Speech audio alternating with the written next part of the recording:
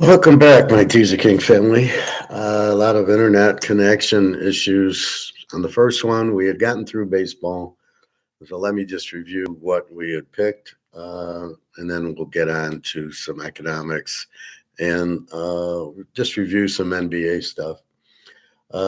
Cleveland under 8, Philadelphia over 8, Atlanta under 8, White Sox over 9.5, Cincinnati, Toronto over 8.5, the Yankees, the Mets, Detroit, Oakland over 8, the Cubs over 7.5, Texas, Colorado over 10.5, the 49ers over 9, San Diego and Washington game 2 over 11. Hey, David. Yeah, I just have to come back because it's sitting. The longer it's frozen, the more the more I know I'm fucked. That I'm going to keep talking and nobody's going to hear it, even though I can see it. Um, so here's there's 4 picks out of that. The Yankees 2 units, the Tigers 3 units, the Cubs over 7.5, 2 units, and Texas is a very live dog to the Dodgers 2 units. Hey, Prophet, happy Easter to you. So that's baseball. Let's look at basketball. Now I'm going to do it from a psychology standpoint because, as I said, I tried watching. It's just too boring. When they started doing replays on a foul, I said, that's enough. What the hell is that? So let's look yesterday. I didn't really pick. Now, game 2s will be more superficially the picks, but let's look at today. Yesterday, Indy won 17-98. The home team did win and cover. That's one thing that usually happens in a series. Denver beats San Diego 112-110. They didn't cover. I don't know. It was a small spread there. New York beats Detroit 123-112. I think that was 7, so they did cover. And Minnesota did beat the Lakers 117-95. When I was watching, the Lakers were way up in the first quarter. They're up like 10. And it was just a 3-point shooting contest. And Luca Brasi's terrible. I don't understand what anybody sees in this guy. All he does is go one-on-one and take a long jump shot. You're 7 foot. You should be under the basket. Like, you ever hear Kareem, Will, those guys? Yeah, they don't take 3-point shots. No. You got to be under the basket. That's why you have little guards who can shoot. Let them take the threes. You grab the rebounds and post up. So, incredibly bad player, this Luka Donza. Kills the team because he just stands there and dribbles and then takes a shot. I mean, what is that? If Bird and Magic were watching, they would have to leave. They'd throw up and get sick. I mean, where's the passing? So, yeah, so as soon as you go, it's cold. And LeBron, everybody, LeBron's nothing. He never was anything. He was just a big guy. He was like a linebacker playing basketball. He should have been a tight end in football.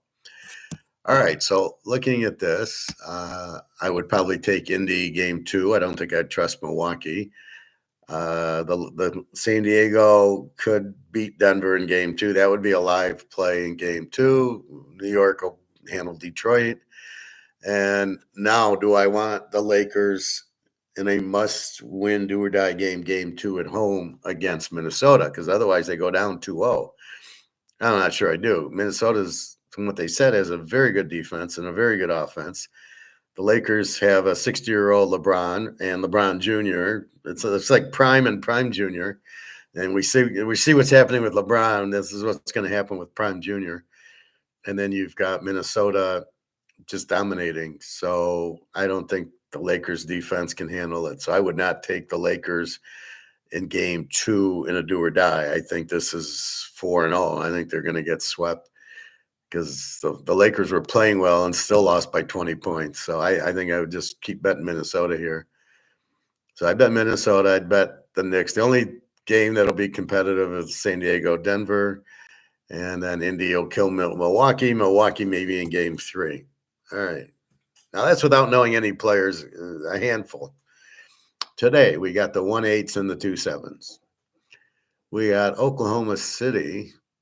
Barry Switzer coaching that team. 13.5, 231 against Memphis. I would think they'd kill them. I think they're the best team. The 8 team, I don't think has a chance. So the way game 1 should be Oklahoma State. Oklahoma State, Barry Sanders. Let's do that. Oklahoma City. What kind of name is that for a thing? You don't see like Boston City or Miami City in their thing. Orlando goes to Boston. Boston's a 2 seed. Cleveland's a 1 seed. Wow. I thought Boston was the big team. I thought Larry Bird was back. Boston 12.5, 205 to Orlando. Orlando at 41-41, I would say has no chance in this series. I think Boston wins in 4.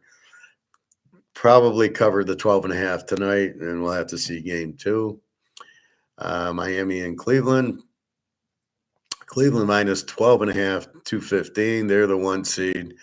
What is Miami? Okay, Miami's 37-45. Can somebody tell me why they're in the playoffs? You have a team 8 games under. So take Cleveland. There's a lock. Take Cleveland late. They're going to win by 25. How do you have this? They're not going to win a game. I see in this bracket today. Yesterday was 4 and 5s and 3s and 6s. You can maybe bet game 2's back. Here, I'm never betting Memphis, Oklahoma City. I'm never betting Orlando, Boston. I'm never betting Miami against Cleveland. And Cleveland 4 straight. They're 12.5 today too. And our last one is Houston. This is strange. Houston's 52-30. They're probably the weakest 1 or 2 seed. All the others have won 60 games. Houston, I don't get as a 2 seed with 52. Golden State 48-34. This is a really strange. Why is Golden State 7? They won 48 games, and you've got a 2 seed that's won 52 games. Don't know. Memphis, the 8 seed, 48-34 also. Houston, 1.5, 212. And you got Steph Curry on Golden State. So it's only 1.5. Where's my 12.5? Then I would have been all over Golden State. This series, probably I can bet Golden State. I can bet the loser back in this series. That's about it. Maybe Memphis, Oklahoma City, if they keep making them 20-point favorites. But I would think Cleveland, it's 4 straight. Boston, it's 4 straight. Boom, boom, boom. The East is so weak.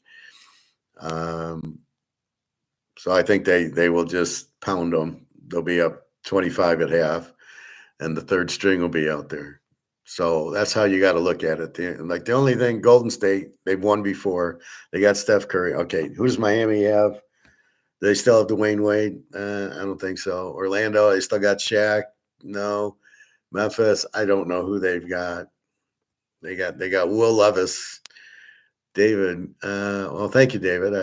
I'm very thorough. The reason I pick football so well is I understand why I won and why I lost.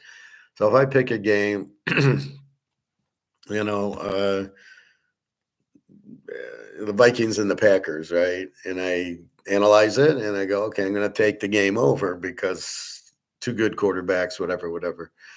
And if I lose it, I go, why did I lose it? Oh, there was players I didn't realize, the defense. Now, in the NFL, I know every player. I know every quarterback. I know the defense. I know the coaches. Here, I just don't. I don't have the interest or the time. It's too much. It's every day. So I don't really – I'll pay attention in the playoffs. That's why I was watching the Laker game for 5 minutes till I was ready to throw up. So what I'll look at here is I'll watch the playoffs, but it's going to be when Cleveland plays Boston, we'll be taking the loser back, and it could be Houston, OKC, but it looks like OKC is so much better. They're 68.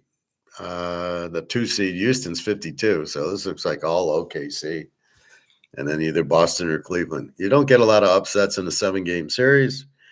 You do get games that they're at home and they must win. So you do get that. We will see. But the best way to analyze it is you really ask yourself, why am I betting the game? And then win or lose, you analyze, why did I win or lose? That's what I did. I look at in baseball. Why did I lose Cincinnati game yesterday? Why did I lose Pittsburgh? Because I bet Scanes and Scanes lost. Okay, well, that's a good reason to bet Scanes at home. He just didn't win, but was it a good bet? Yeah, but you don't know what happened. I mean, they're gonna hit Scanes. Maybe he walked a few, and they got one guy who could hit him. But that's the reason you bet it, and then you study why you win and lose, because that's how you figure things out, right? So, like we were talking with the pitchers, when they only go every fifth day in 100 pitches, is ridiculous. So it makes it hard to bet baseball because the managers are so stupid that you don't know what they're doing. They pull a guy after 2 innings or 3 innings, and there's 18 guys in the bullpen. Who's designing these teams? Some idiot. No, no, no. Yeah, maybe 3 relievers. That's it. Because you don't have, uh, of all the guys in the bullpen, you maybe have 2 or 3 that are professionals. The rest are AAA, right? And you got them there, so it's very inconsistent. Um, and that's all you can do. And then there's just going to be like the Tigers have that Torkelson who's hot hitting home runs. Well, start walking him, or what's he hitting? Fastballs, throw him screwballs. If he's hitting screwballs, throw him fastball. Whatever pitch he's hitting, don't give him that pitch. It's not that hard, fellas. He's hit like 3 or 4 home runs this week. So just what is he hitting? Don't give him good pitches. Throw the ball, throw him a lot of curveballs. And I love how they rename it. Very socialistic baseball. It's a slurve. It's instead of a curveball, it's not a curveball anymore. Oh, really? This ball curve? Yeah, it's a curveball. They want to rechange and rename everything, and it's really really bad. That's not a good thing to do, and I don't know why baseball is doing it. Football does it with the first down marker. Now it's the line to gain. I watch old football. I never heard, Keith Jackson go, they got the line to gain after he won Ellie's Oklahoma or something. There's no line to gain. What is that? All right. So that's basketball. It looks like you're just going to play the favorites most of these games, except for Golden State Houston, because Houston's not a very strong favorite. Probably college Houston could probably beat pro Houston, would be my guess. All right. Let's take a look at the NFL. Have we got anything going on here? Anything with Aaron Rodgers, really? Puka cautions 49ers against massive Brock Purdy extension. Who the fuck cares? Who is Puka to talk about this? I don't get it.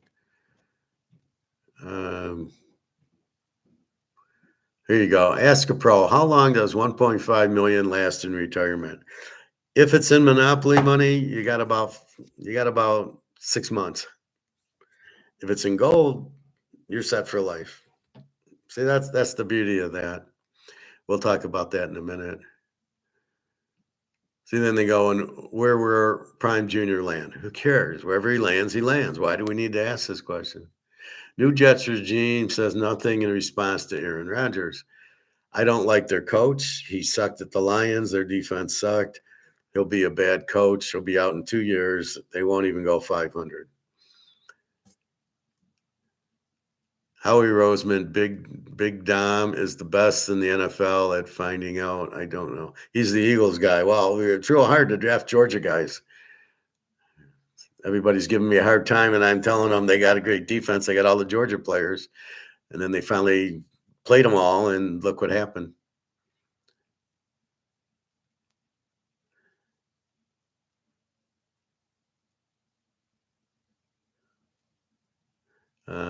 NFL draft, Ole Miss star. Oh, he's a star. When did he become a star? Reverses course. Jackson Dart is nothing. He's a runner. He runs a lot. I think he was from USC, and he was third string there. Goes to Ole Miss, and again, it's all playing for Gruden and that offense. I watched WrestleMania yesterday. They have gambling and wrestling now. How can you possibly gamble a pre-scripted event? I don't like it's too much gambling. Why is Pete Rose not in the Hall of Fame? Because he bet on baseball.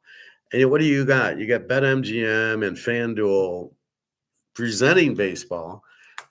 During the play, they're showing I'm on the bike at the club and they're showing FanDuel on the baseball game, and you can bet this odds and bet that odds in the middle. This is ridiculous. No, no, no.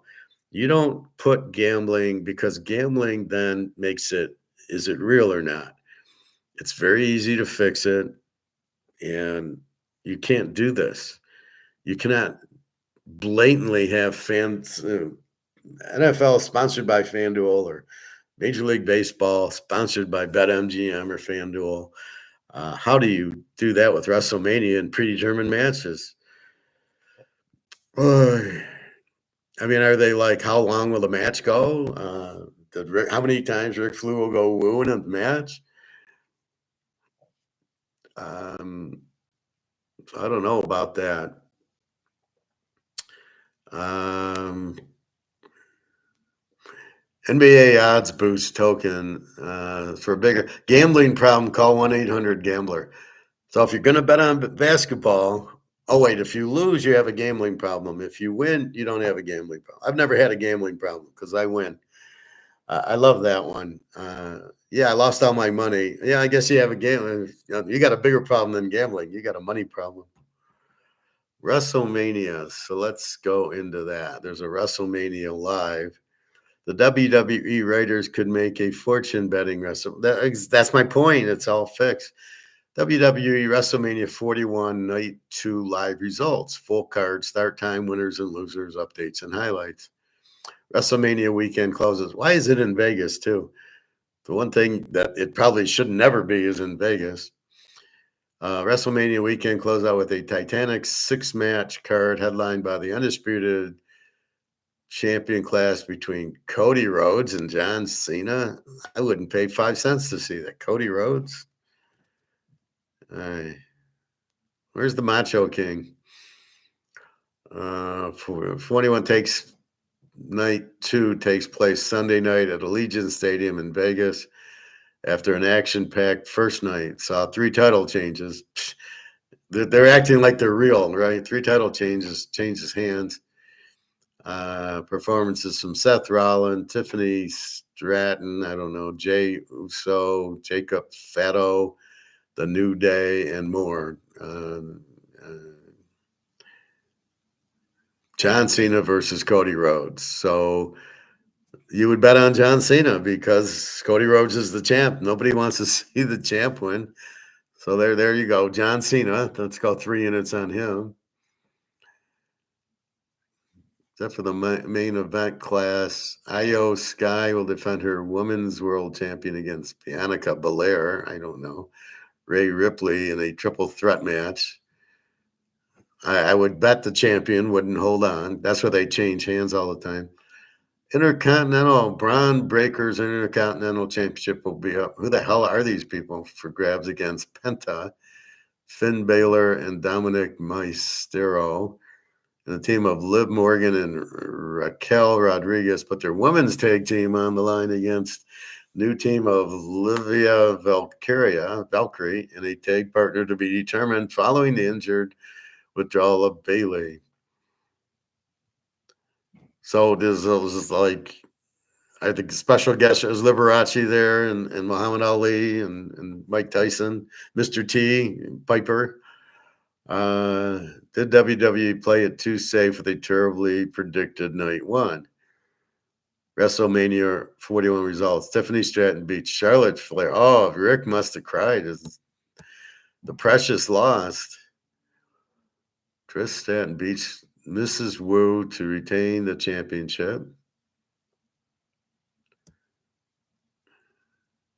I know Rick takes those things personally.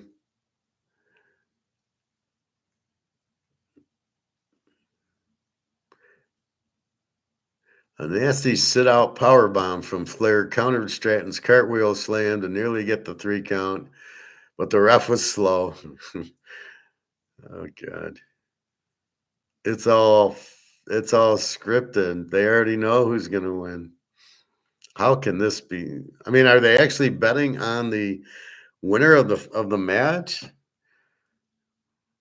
I would assume if everybody bet on Charlotte Flair that the other woman would win because all the betting's on Charlotte Flair.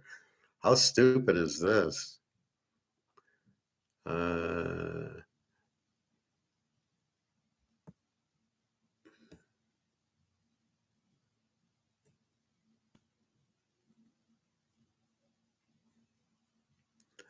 Seth Rollins. I never heard of these guys. I can't watch it now. I would bet Cena would win because he's not the champ. The New Day defeated the War Raiders. Jade Cargill repowering Naomi. Who are these people? El Grande Americano utilizing the same steel four-headed plate we saw in the Raw 2 weeks ago. Geez, they're cheating. I've never seen that before. Okay, that's enough of that. So the question is, can I retire? How far can I retire on $1.5 million? The answer is no fucking way. Not in. See, it depends what money you have. All right, let's hear Egon.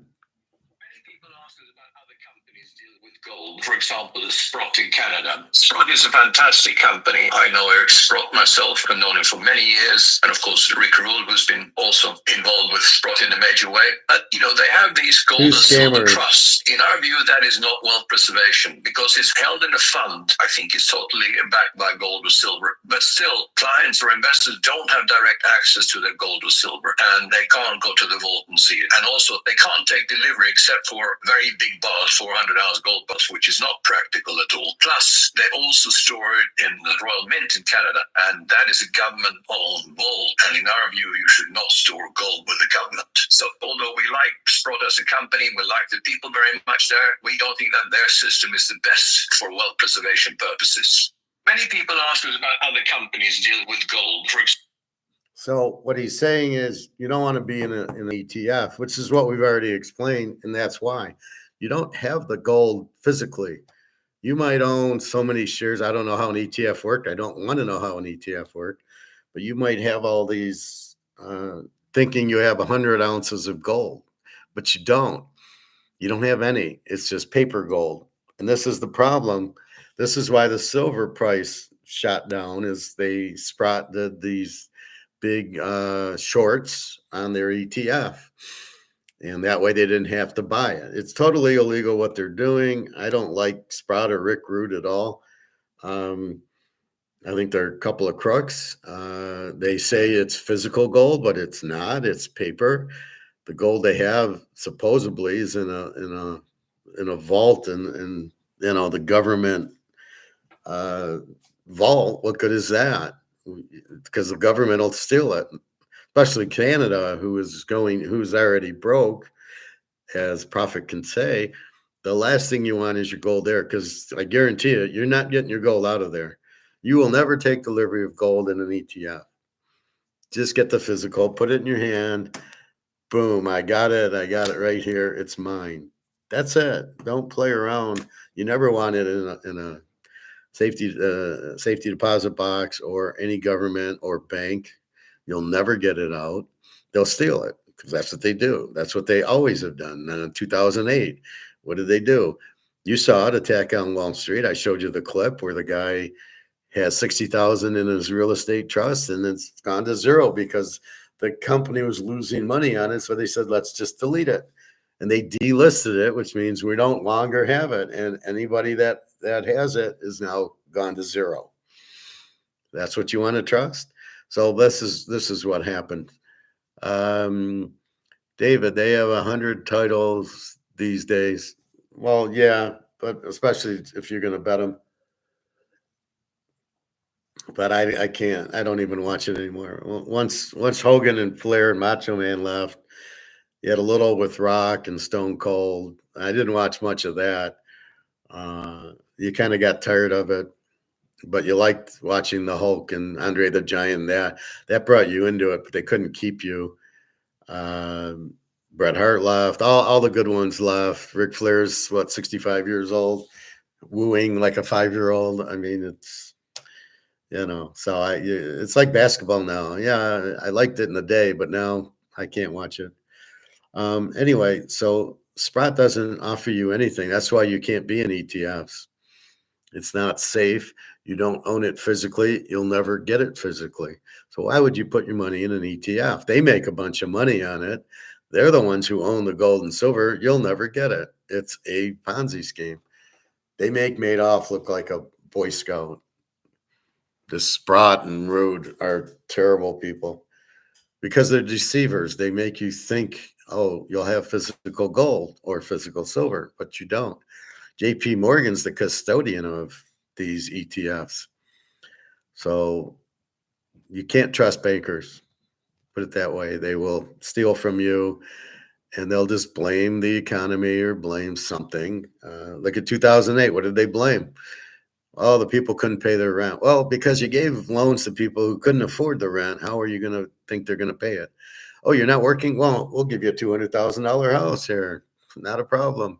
And a adjusted rate mortgage. So it'll start at 1%, but in 2 years, it'll go to 3%, and then it'll go to 5%. And you're not working. You can't afford it. So you're going to default on it. And then they mix the garbage together and sell it. And people were stupid enough to buy it because it gave a higher interest rate. You got to be careful with these higher interest rates. That's what Madoff did, right? I'll give you 15%. Oh, hell yeah.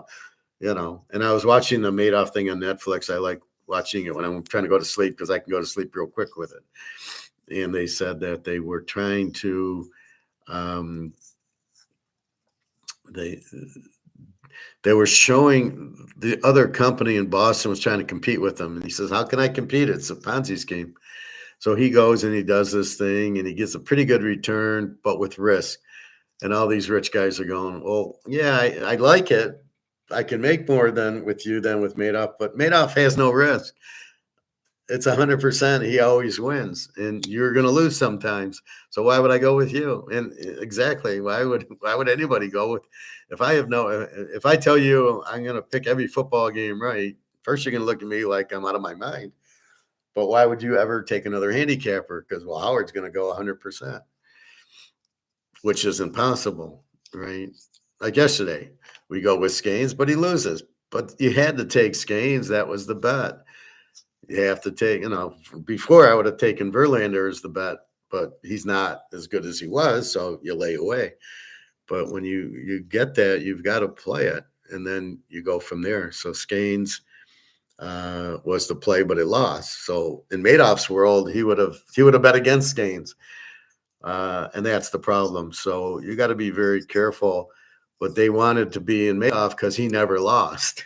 Now these people must have known it was a Ponzi scheme because nobody is this stupid to believe you've got all this money and you're going to put it in a fund and believe that it's legitimate and they're going to make money 100% of the time. So my guess is, wink, wink, going to Madoff, it's fixed. He never loses. And then you would have went into Madoff knowing you're going to make the 15% every year because it's a Ponzi scheme and you can't lose unless everybody asks for the money out, which I'm still surprised they did because there was times that he was supposed to pay them off and they didn't want to leave. So I guess it really got bad in 2008. So again, I would avoid this guy, this ETF. You're going to lose it. Oh, one of my favorites, the Joker. Yes, I'll have to watch that later.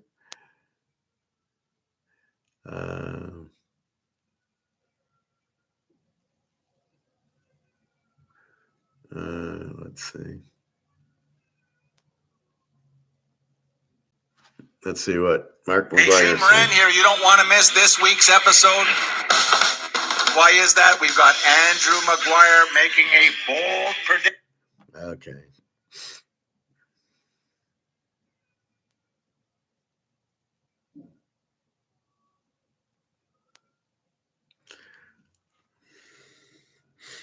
So 1.6 million. So let's talk about money because most people have no clue about it.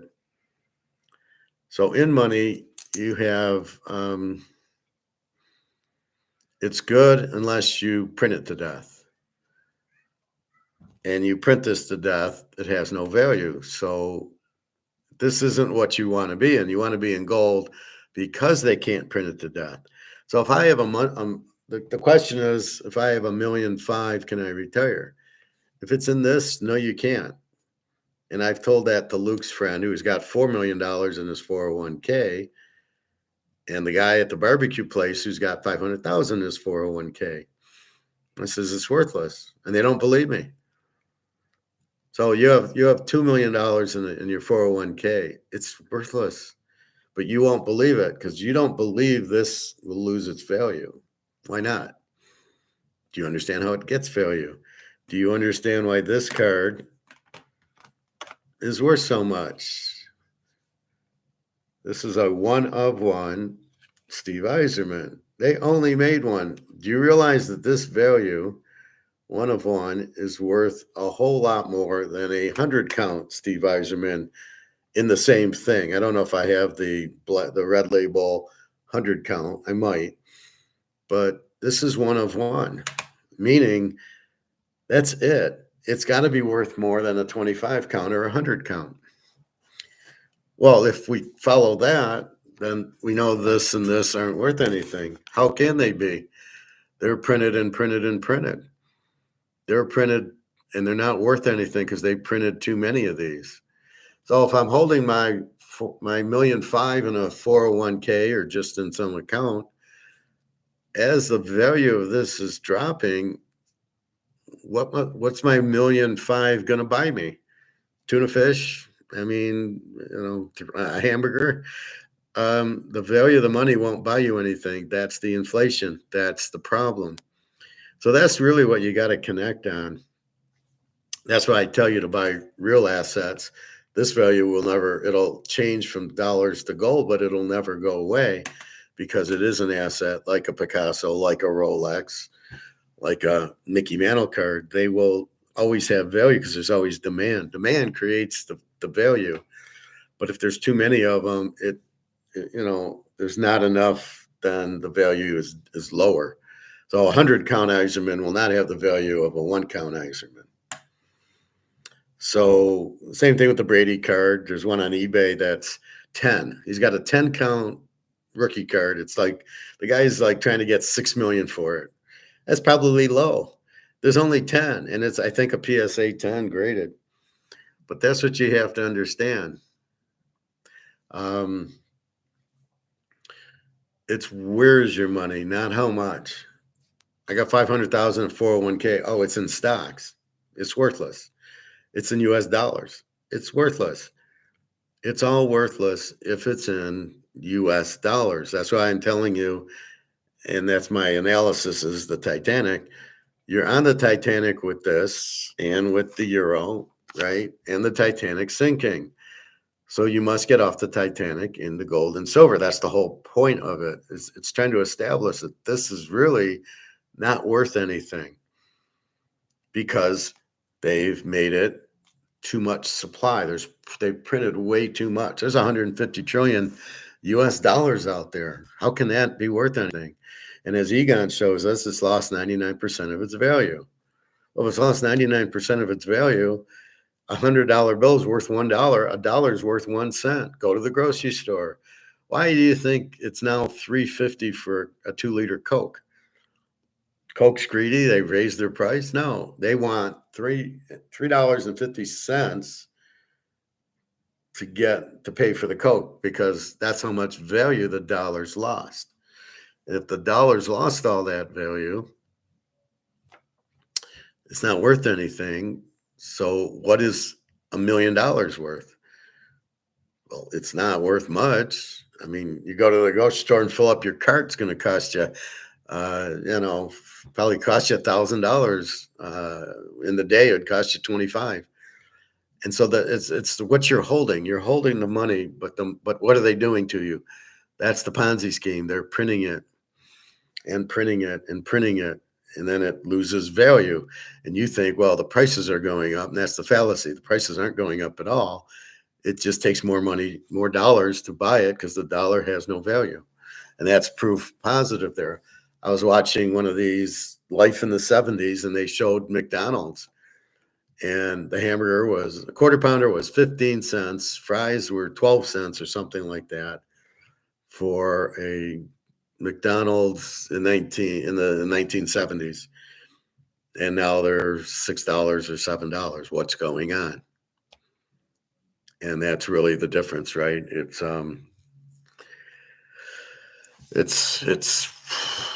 they're printing the money, right? The money, what you're holding has lost its value. And so that's why gold and silver. Why is that the chosen one? Because you can't print it. Whatever comes out of the ground is it. That's it. There's no more. You can't lose value of the gold like you lose value of the dollar. And the fact silver is at $32 an ounce is a joke. Silver should be $1,000 to $2,000 an ounce just because of the printing of the dollar, making it worthless. So why is it still only $32 for an ounce of silver when it's $3.50 for Coca-Cola? What's going on here? And that's really what's happening. So you need to understand that and get out of that's why you got to get out of the dollar or the euro or the Swiss franc. And that's why we keep buying gold, because they can't fuck around with it. They can't print more. They can't inflate it. They can't counterfeit it. Like these are all, they're not counterfeited, but they're printed to death, right? They keep printing it. Maybe they are counterfeit. I remember World War II. No, in the 1790s, the British and the French were fighting, and the British counterfeited all the French money, and they printed all this French francs and dumped it in Paris, and the value of the franc went to zero. And then Britain took over as the world power because they killed their dollar. So you can counterfeit it. I'm sure the Russians have the plates. That's why we keep coming up with the new. That's why you see like here this grace stick on the euro is to prevent counterfeit until the plates somehow end up in Russia and they print it with the plate.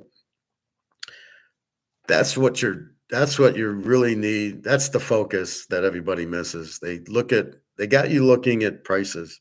Look over here, not over there. You're looking at prices going, that price is on, Fritos are $2.80 now for a bag, and tuna fish and a steak is $17 for a pound of New York strip. And you think it's the price going up, and it's all, they keep printing the money. It's not worth anything. You think the stock market's high. Well, that's because they keep printing money and putting it into the stocks, because you'll believe that if the stock market's high, that the economy's good. We're in a depression. We're past recession now. We're okay. Let's say we're in a recession. Good luck finding a job, and good luck that the value of your money has any value. So even if you do make 200 grand at your job, it's in monopoly money, and unless you change it into gold and silver, you're fucked. So you don't want 200,000 in dollars. You want it in gold. That's the answer. That's not only is it freedom, it's not going to go and lose its value. It's going to go up. Even if it's still being held by comex like silver is, it's still going to go up. It's still the only answer. It's the monopoly is gold and silver, and the banks can't do anything with it, which is why they don't want the gold standard, because they know they can't touch it. They can't print it. They can't do anything with it. So the government wants dollars because they can go and manipulate it and print it, and put it in their pockets and make the economy look good. That's why there's this crap. But you got to realize this is crap. Do you realize that? Do you realize this has no value? No, because you see a little one on it, or a 20 or 100. But then when you go to the grocery store, you go to the restaurant, you go anywhere, you go, wow, prices are up. Go to Big Boys now. There's a Big Boy near me, and it's like $11 for a hamburger, and the salad bar is like $17. But if you buy the sandwich, the salad bar is like $6. So it costs you like $18 for a hamburger and a couple of salads at Big Boys. And you're like, isn't that prices like, because the hamburger is not that big. This is why I always go to my grocery store and get 3 pounds of hamburger at $5 a pound, $6 a pound for the 86 ground beef. And then I go make 4 hamburgers for the so $5 a pound makes 4 hamburgers. So for $5, I get 4 hamburgers, or I can go to Big Boys, or I can go to McDonald's, or I can go to Wendy's and get 1 hamburger for like $8, $9, $10. I mean, we go to after class now. Me and Alyssa are going to Red Robin because the burgers they're on sale for $10.99, and you get unlimited like fries or whatever. Or salads, and that's not a good price. $10 for a hamburger. Who knows how it's cooked, and who knows how much meat's in it? That's the other problem. David, they have 100. Yes, profit. So I found some interesting info about bringing gold through U.S. customs. Okay, tell us, Profit. Monetary instruments. Travelers entering the U.S. must declare all monetary instruments, including cash checks and traveler's checks exceeding $10,000. Okay, understood. And then what do they do with it? Do you pay a tax? So if you brought in $20,000, now again, Canadian dollars, that's 10,000 US dollars, right? So if it's Canadian, is it worth 10,000? I think you can bring in 15,000. It's not worth 10,000. Okay, so you declare it. Now what? Do you have to pay that you brought it just for bringing it in? You have to pay, or you're just declaring it. And there is no duty on any gold. Well, there you go. So when you bring the gold in, you don't have to pay a tax. So what do you just say? Yeah, I got, but how do you value it? If it's a $50, you got a Canadian, you got the maple leaf, right? It says 50 euro on it. It's worth 3,300, but it says 50 euro on it. Which one do you use? You're stupid. You don't know. You go, oh, it says $50, so it's $50. It's not 10 grand. That's why I didn't declare it. I don't know. I just looked. I got 4 of them, and they're $50. That's $200. Why would I declare it? And then even if you do, you're telling me there's no duty on it anyway. So why would you declare gold? So if you did bring in 20,000 Canadian dollars, or is it over 10,000 US dollars, right? But even if you do you pay a tax on it just for bringing it in? Why would you pay a tax on it? If you spend it, then you'll pay sales tax, unless it's like something personal or something. You're buying a Beanie Baby from me, or you're buying the Iserman card from me for 10 grand, and then there'll be that type of, then you won't pay sales tax because it's confidential. No duty on gold. You do not have to pay duty on gold coins, bullion, or metals when bringing them into the U.S. However, you must declare them to U.S. Customs and Border Protection. Why? If the value is greater than 10 grand, 10 grand USD, again, is it the value on the coin or the spot value? That's not clear, right? So if I got to bring it in and I have to declare it, but there's no duty on it, why am I declaring it? And what if you don't declare it? What if you just walk in and you happen to have your bar on you? Why do you have to declare it? So you can come across, you can meet me in Detroit, you can drive through, you can declare it, but you don't have to pay duty on it. Okay. And now you give it to me to go to the gold store. We go to the gold store. The guy gives us cash for it, which again, you got US dollars because he's going to pay you in a check for US dollars. So you open up a bank, you get that, and then you transfer it into your Canadian bank, or maybe you keep it in US dollars. And that's what you would do with it. So I assume you declare it, but there's no duty. Now, because they're bars, they're 88 ounces, even at $50 an ounce. If they say they're $50, well, I don't know what it's an Egyptian bar. I don't know if it gives a value on it. But if I take my ounce, let's go into eBay.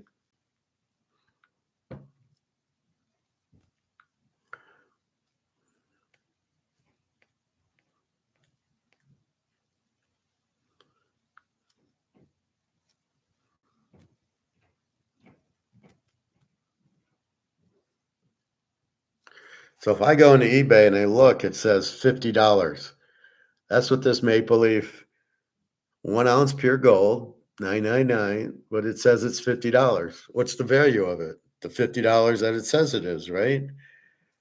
Or the $34.70 that it's going for in auction. So if I bought this for $34.70, do I declare $50? That's the question, because really it's a $50 coin. It's the same as Iserman, right? What do I declare this at? Well, it's a dollar card. I can't even. It really has no value. There's no value on it. But because it's one-on-one, it's worth maybe $50,000. I don't know. You have no scope of figuring this out because you can't look at what another one sold for because it's one of one. I can see a 25 count and go, oh, that sold for 10 grand. I don't know what a one-on-one went to. Even that Brady refractor I showed you, that's not numbered. That nice Bowman Chrome refractor, you can see it's on auction for 250,000. There's another one for 190,000. If I'm declaring it, what's the value? I don't know. It's worth $1. That's where it gets kind of fuzzy. Is which value for your purposes? I would sit there and say it's worth $50. Now, the fact you don't have to pay duty, I would still play stupid and say, well, it's $50. And, if I brought 10 of them here, that's $500. That's what it says on there. That's the real value. But because golds were so, I don't know I'm not keeping that. I just have these as little collectibles and they say they're worth 50. So I guess they're worth 50. But I don't get the point of declaring them if you don't have to pay duty on them. So you come across with 10,000 equivalent Canadian dollar. So let's say 17,000 Canadians worth 10,000 American. At what point? So you declare it. Do you owe duty on it? So if you were to bring in, let's say 20,000 Canadian, do they want to charge you duty just for bringing it into the U.S.? Which would question, why would you bring it in? You'd be better off doing a like a $1,000 PayPal to me 10 times.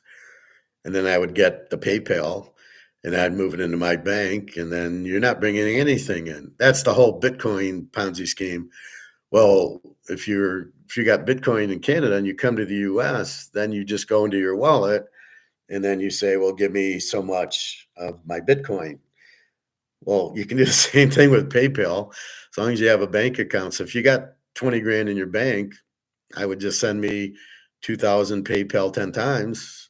And then why carry the wad with you?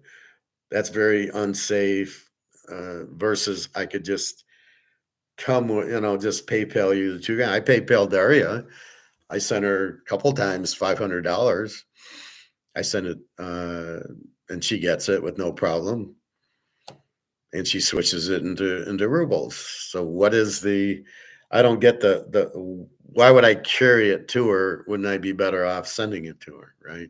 So if I do go to Russia, I'd be better off PayPaling Daria than walking through the airport in Russia with 10 grand in cash, waiting to get, robbed. I don't have any money. It's all in PayPal, and I'll PayPal it to Daria at the time. That's what I would do.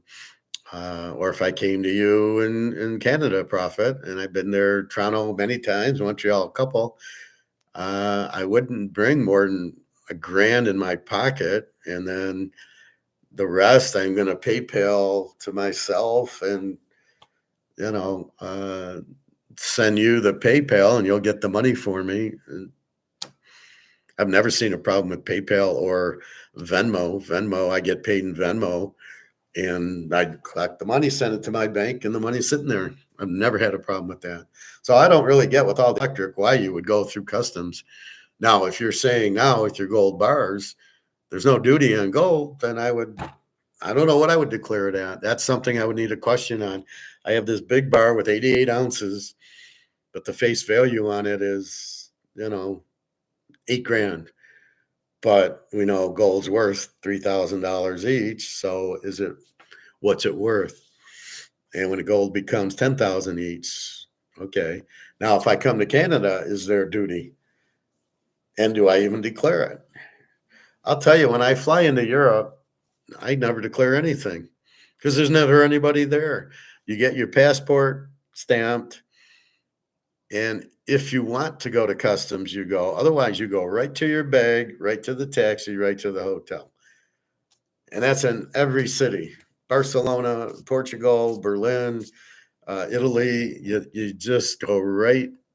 You get your passport punch and you go right through. And nobody cares. Nobody stops you. Nobody does anything. And I'm sure it's the same. And I've been to Russia many moons ago. I went to Moscow 2008, but they don't really care about it, and what are you going to do? I don't ever declare this. I've had this since 1995. I've never, ever once declared it. And nobody's came after me going, hey, how about your gold necklace? Never.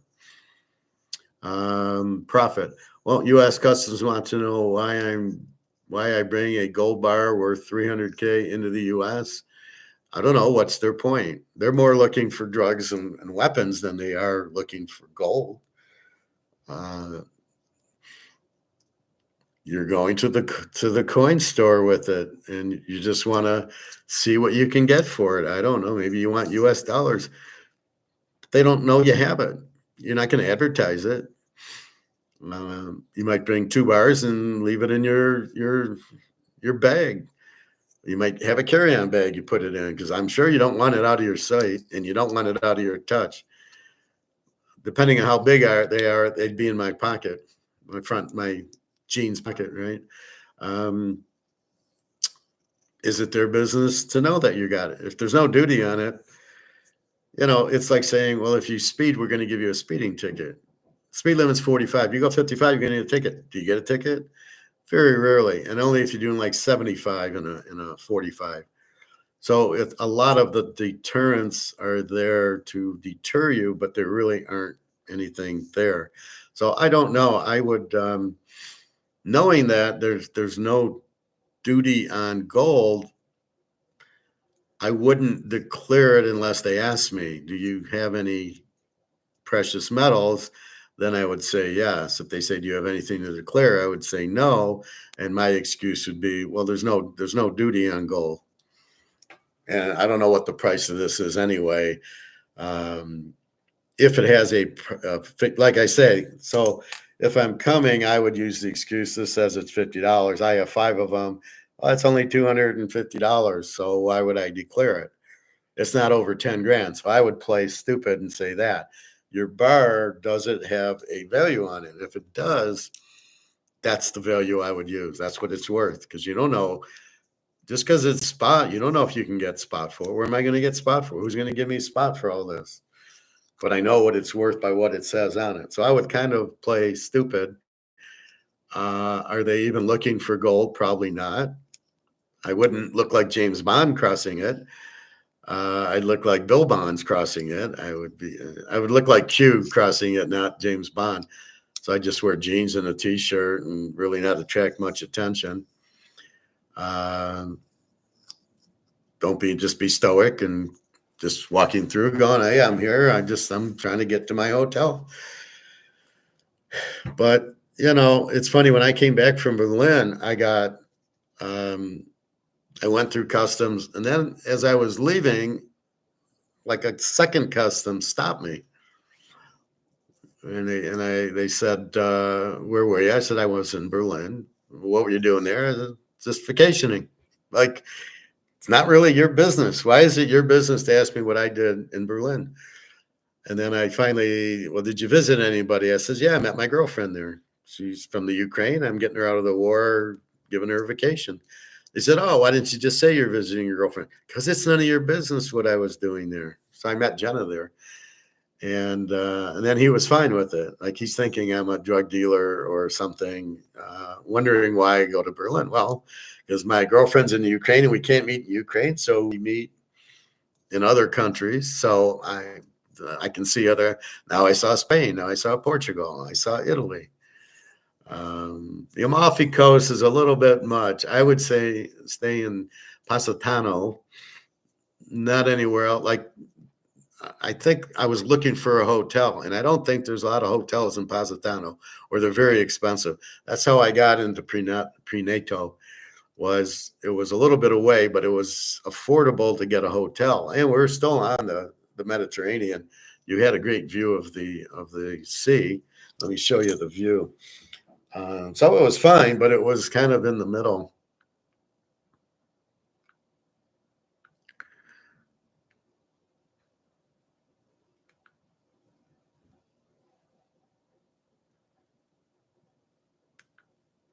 This is the view from my hotel room.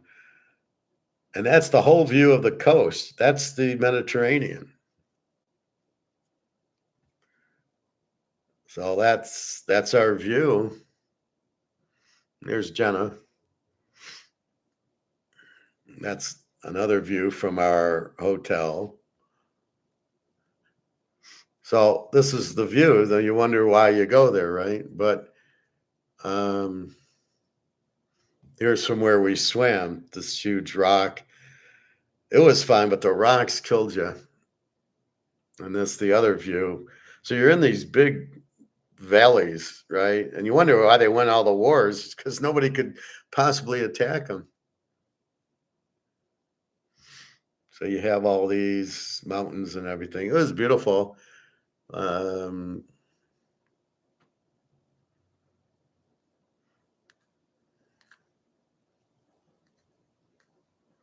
So if you can see these rocks on the floor, on the sand, they were so hard to walk on. That's where we would swim. So we're on the beach and we'd swim down. And it took you 10 minutes to walk down from those top of the rocks on the road down to here. But it was a beautiful view. It was 20 euros for the chair for the day. And then there was all these little restaurants around there. So you'd go and then you'd eat lunch. But these rocks were so fucking painful. But that was Italy.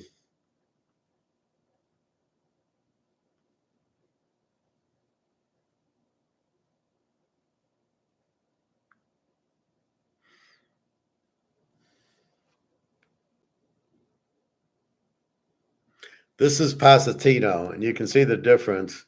The beach was nice and sandy, but that we went there just to eat a couple times. And you can see these, but these are like villas or houses you rent and no hotels. So so those are very expensive. So that's I think how we ended up there.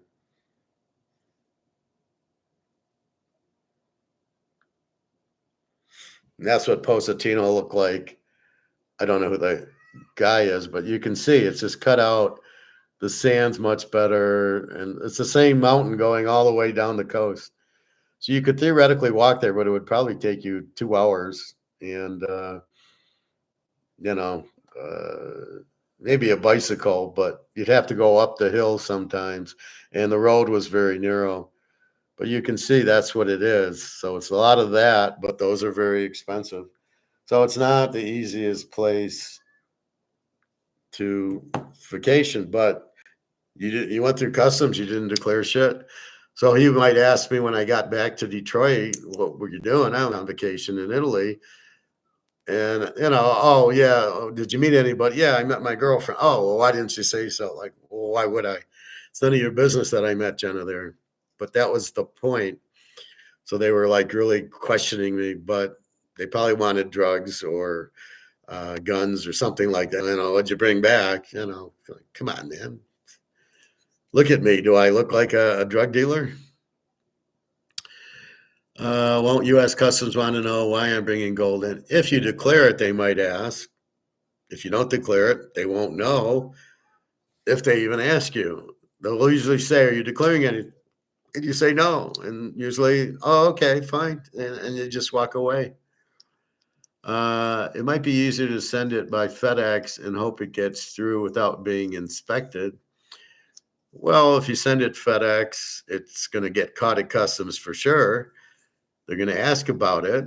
But if there's no tariff on, if there's no duty on gold, then you would have nothing to worry about except it being stolen. Because if you say gold bar on it, and I'm an inspector at FedEx, believe me, it ain't, it's not going through. You're getting, it's not coming. So if I have gold bars, I'm bringing it over the border. Is it better to fly it in or drive it in? I think you have more control over driving because there's no X-ray. You know, at the airport, they're going to X-ray it. In your car, they're not. They're just driving it in. I got nothing to declare. Did you use your gold coins to pay for everything in Italy? No, I didn't at all. I gave 1 ounce to Jenna, so she would have something to protect her. I didn't use. I just used my credit card for everything. You know, I used my credit card. We took a water taxi to Positano. I think I had that picture.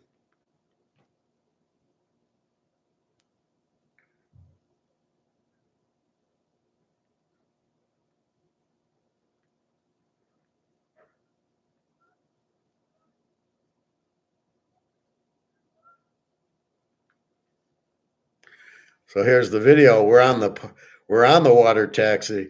So we take a taxi from Pineto to Positano, and it was a much better. First of all, there's just me and Jenna in there. Secondly, you're just traveling all the time. When you're on the road, you're stopping a lot. It's very slow, and the price is the same. This was $75 there and back. And if I took a cab, it was probably going to be $40 each way if I can find one. So that's the best way to get from the Amalfi to Positano to Priento, probably even to if we went to a few other cities around there. This would have been the best way. They don't really speak English as much as you think they would. So when he gets off, you just say, I'll meet you at 9 o'clock at the pier, and you meet him at 9 o'clock. But you can see there's all the waterway and everything else.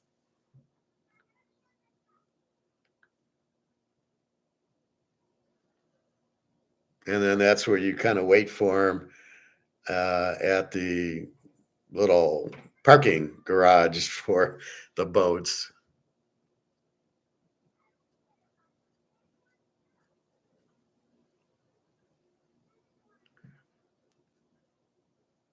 So you can see it's much quicker than the roads.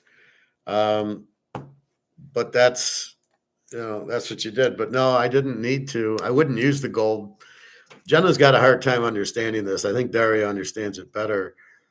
Alyssa understands it. When I tell them I have gold and gold went up $100, we made $10,000 if I had 100 ounces. I'm close to it, but I don't want to say exactly. So every $100, so it goes from 3,000 to 3,100 times 100 ounces. You make $10,000.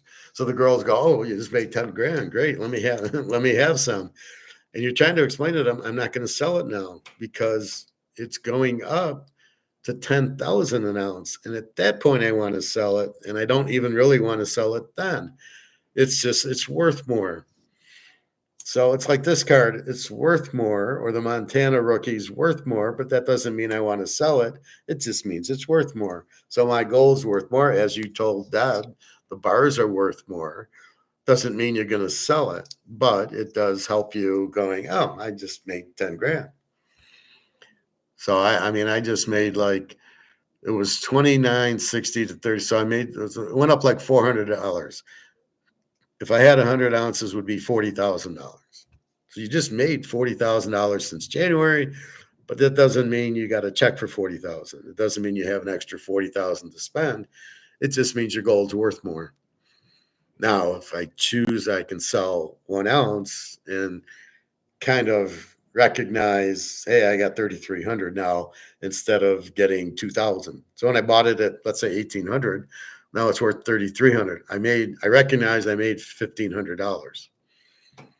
So in the scheme of things, it's not like the 100 ounce, like selling the whole 100 ounce, but you'd be out of your mind to sell the whole 100. You can sell one of their bars, but you'd be out of your mind to sell all 17 of them. Or if you got 3 of them, you'd be out of your mind to sell 3 of them. Maybe you sell one and you keep the other 2 because the price keeps going up. You just told her how much money you made with gold going up. So why do you want to sell it? And if you get into this, you're not making anything. You're losing money. The only way you make money with this is you have to move it into stocks or a house or bonds or real estate trust or an annuity. You have to move it out of this to make money with it. You don't have to move gold to make money with it. You have the gold. So I don't know. I'd be very, very, I don't want to send Daria any FedEx gold. Jenna Irina is in Romania, and I said I don't trust FedEx. She didn't either. I said I'm not sending you gold in FedEx. You got to be kidding me. It'll never make it to you. So I didn't. That's why if I go to give the girls gold like Jenna, I go and visit them, and then I hear. So I gave her an ounce, and I says it's 20. I gave her a 5-ounce bar of silver. And I gave her an ounce. So I go, and we looked, it was 2,800. Now it's 3,400. And I says, it's going up. Now maybe she believes me. She got mad. She's like, well, you got all that gold, like, cash it in and give me some. And I'm like, this is the better way, is to give you the whole ounce than to give you the 2,800, right? That's the better way. So I don't know. You're in Montreal. If I were you, I mean, if you were coming to me to go to the store to cash in, I would drive here. It's 7 hours. You could fly here. I mean, that would probably work. And just declare it at U.S. Customs and say, I got a gold bar, and probably wouldn't be much, and there's no duty on it. So I would just, maybe if you feel like declaring it, if you don't declare it, are they gonna catch you on it? If you're pretty good at just staying calm and stoic, you say, well, no, I got nothing to declare, and they probably won't check you. I think if you're on record, oh, it's profit. Yeah, we better. He's got a record, but if you're just some Joe Blow, they have the drug sniffing dogs, so they're going to sniff you for drugs, but you don't have drugs, so you'd be okay, I think. So no, I don't. When I travel with the gold, it's to give to Daria or Jenna or Irina to hold on to. And when they're at home, if they want, and I tell them, go to a jewelry store, not a pawnbroker. Go to a jewelry store that sells gold, which all of them do, and they probably will buy the gold from you because they'll go get it melted down in the jewelry if they want to. And then you want spot for it. So I show them, here's spot. Spot's 33.15 right now. So you want to get 33.15 roughly. And they'll check it, and it's fine. It'll pass any inspection. It's real. And then you'll get the money, and you'll get it, like if Jenna's doing it, she'll get it in Ukrainian dollars as opposed to US dollars, which is a lot of money, gold in Ukrainian. So I said, you can do that. But it's for them to kind of, if they need it, to let it run up, it'll run up much higher. But if they need to spend it, then go to the jewelry store. And I had bought her some jewelry when I first met her, a bracelet. I said, go to that jeweler and get spot for it. You want spot. I don't know what she does, but it's all up. Once I give it to her, it's hers, and she can do what she wants with it. But I show her on eBay, this is what you can get for it. She goes, oh, okay.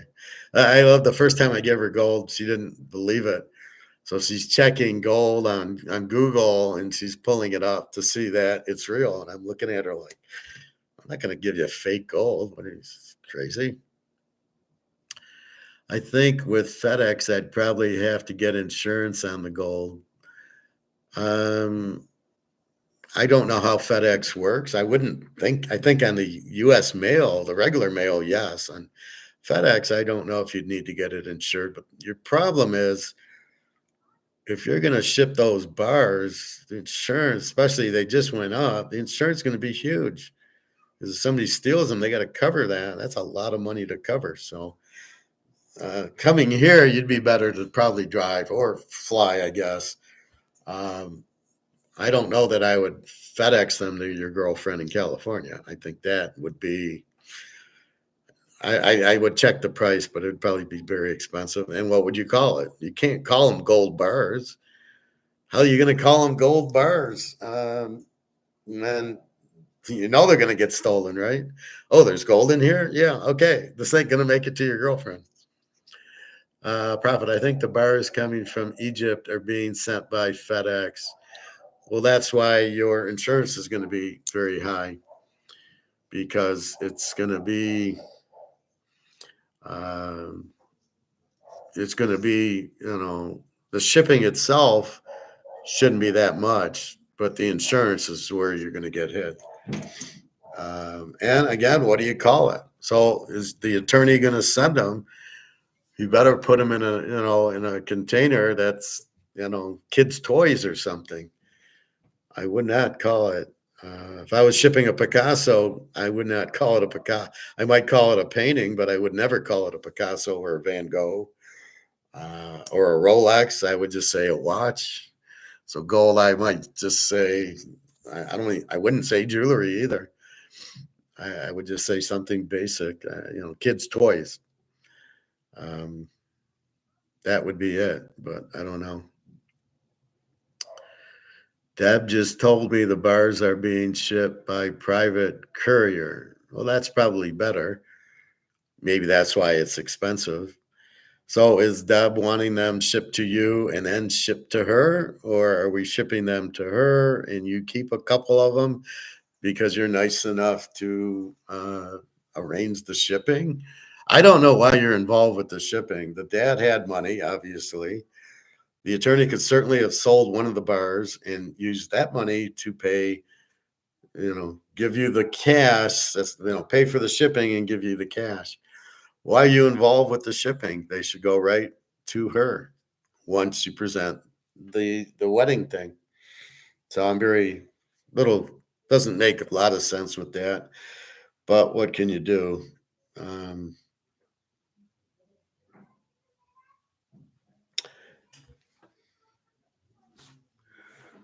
What the hell is this? Oh. So that's kind of how I look at it. I would never call it gold bars and expect to get it. Now, private courier,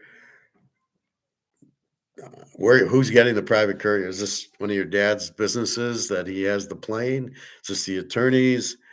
You want guarantee that if you spend $4,000 that the bars show up. That's my concern for you the whole time. Is it a scam? Are you going to get the gold? That would be, so I would get it, that would be scary. And I don't know how you'd call it. Again, I wouldn't call it gold. You'll never get it. Anybody's going to, it's the same thing with getting this card graded. All right. It looks like a 10. The corners are good. The sides are good. The picture's good. It's very well centered. Am I really going to get a 10 on this card, or is the guy going to steal it and give me an 8 that's graded and keep it and get it and grade it 10? Am I really going to get this card back? And that's the thing with gold. Am I really going to get the gold? Is it really going to, am I going to market gold and it's going to come back to me? That would be that's my fear. Will I get it? And then I got to test it. Is it real gold or is it bullshit?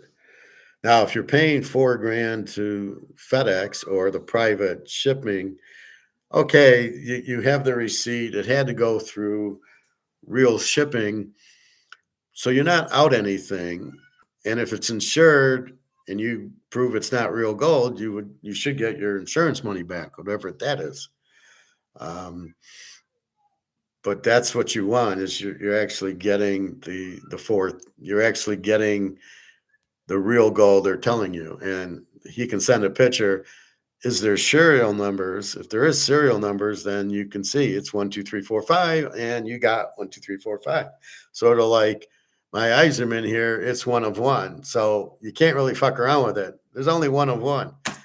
If it doesn't say 1 of 1 on it, then I know I've been, deceived. If it's number 40 out of 50 and I take a picture, the card gets graded and comes back, it sure shit better be 40 out of 50. This is easy. It's 1 of 1. And again, I'm not even sure I need to get it graded. What are you going to do? You can't get another one. It's 1 of 1. It's whatever the condition is, gem mint, because there's no centering. The corners are good. You can see it. There's nothing wrong with the card. Why do we need to get it graded? Because I get this graded because you're not sure it's a 10, right? You're a 9 or a 10 is a big difference in value on this. But because it's 101, there's no difference. If you want a 101, you're getting it in whatever condition it is. That Hannes Wagner 1906, there's what, 7 of them? It doesn't matter what the grade is. They're going for $2-3 million. It didn't matter the condition because that's all you needed. It's one of 7. That's it. That's why it was so expensive. So did you need it graded? Only if it was going to be a 10, you'd get more for it. But otherwise, no, you're getting it to get it. So we will see. That just told me the bars are being shipped. Her dad's lawyer. So the question is, I'd have some conversations with the lawyer. Do you know the lawyer? Does Deb know the lawyer, or just the dad know it? I don't know. He just died. The whole thing seems kind of weird to me. Again, I don't know. I can't answer that, but this is the problem. I would never mark them as gold bars on the container. I don't know. I mean, maybe if the private courier, but I would find a different way to. I would find a way to send it that they don't know they have gold, if you can. If because, but you're going to have to insure it. But you're going to be nervous, and then what are they going to get delivered from the airport to your apartment or your house? And then you got to open up, and then you got to hope they're real. Then you got to somehow go to a coin store or check it out, or at least put a magnet up to it. So you actually have real gold and not copper and lead.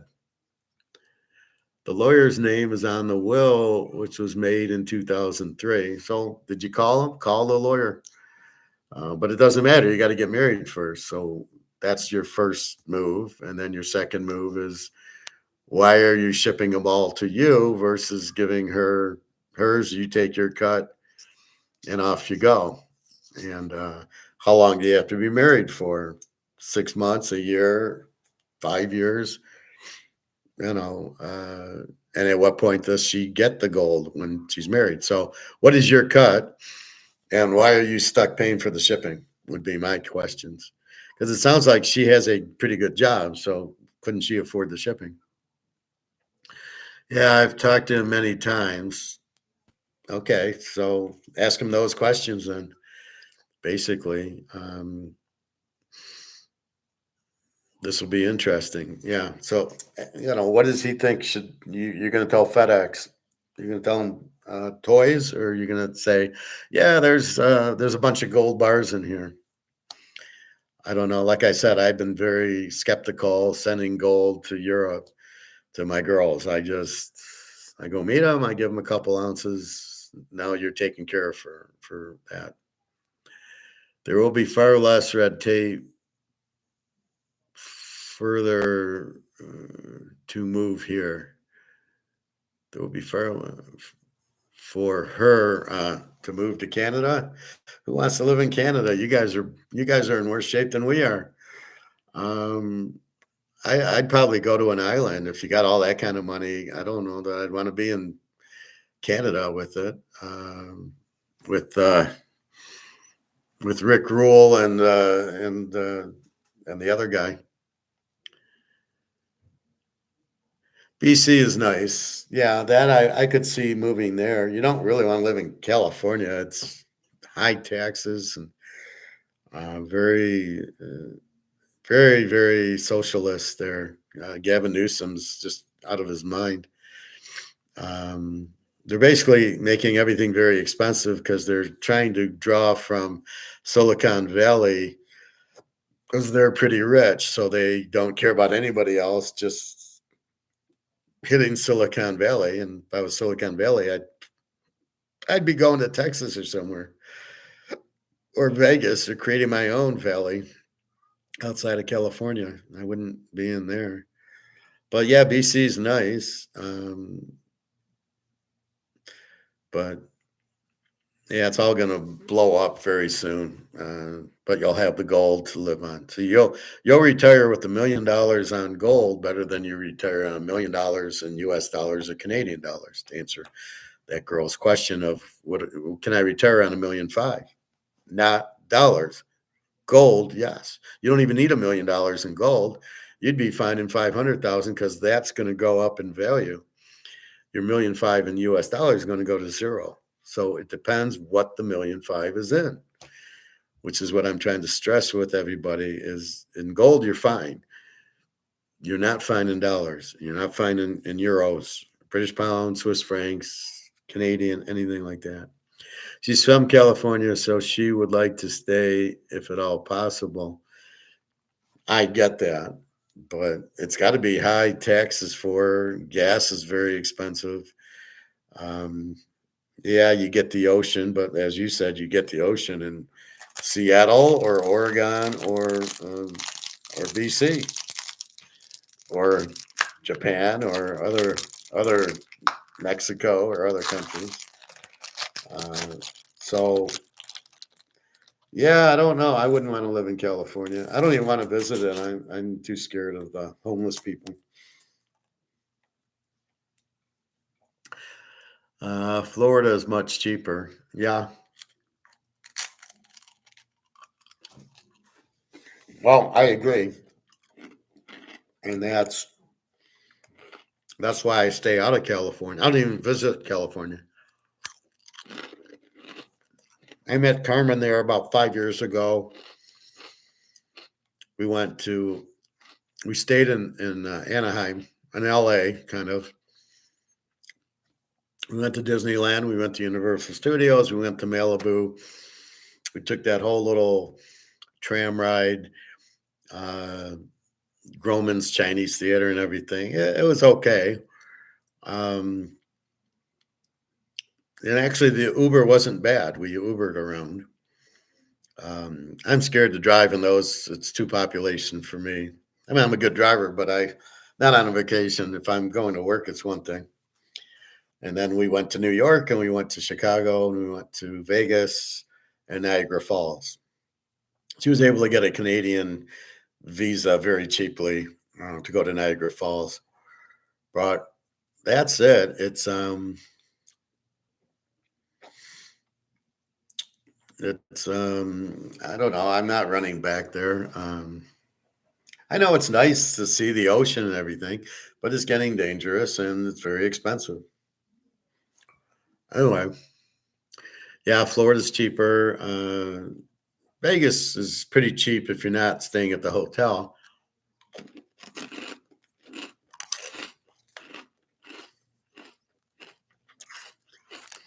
Because Vegas has a resort fee. If you stay at Caesars, it's $100 a night because you're there during the week. You then get like a $70 resort fee every night. So it's $175 for the room. It's ridiculous. That's the problem with Vegas. They add the resort fee. They're like the only ones who do.